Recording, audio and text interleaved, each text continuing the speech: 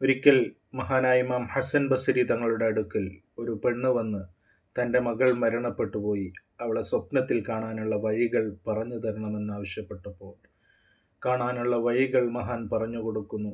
അങ്ങനെ ആ പെണ്ണ് തൻ്റെ മകളെ സ്വപ്നത്തിൽ കണ്ടത് തൻ്റെ മകൾ നരകത്തിൽ ചങ്ങലയിലിടപ്പെട്ട സ്ഥിതിയിലായിരുന്നു. കുറച്ചു കാലങ്ങൾക്ക് ശേഷം മഹാനായ ഇമാം ഹസൻ ബസരി തങ്ങൾ ഒരു പെണ്ണ് സ്വർഗത്തിൽ കിരീടം വെച്ചിരിക്കുന്നതായിട്ട് സ്വപ്നം കാണുകയാണ്. ആ പെണ്ണ് മഹാനോട് ചോദിക്കുന്നു, എന്നെ നിങ്ങൾക്കറിയുമോ?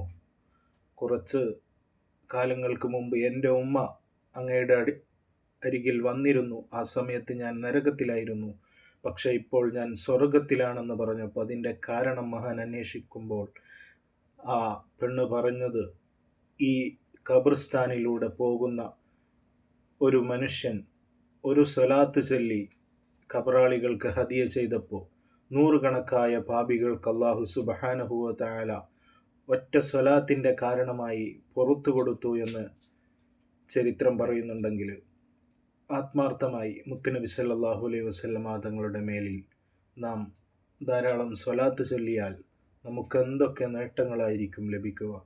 അല്ലാഹു സുബ്ഹാനഹു വ തആല സ്വലാത്തുകൾ വർദ്ധിപ്പിക്കാനും മുത്തുനബിയെ ധാരാളം സ്നേഹിക്കാനും അല്ലാഹു നമുക്ക് തൗഫീഖ് നൽകട്ടെ. അസ്സലാമു അലൈക്കും വറഹ്മത്തുള്ളാഹി വബറകാതുഹു.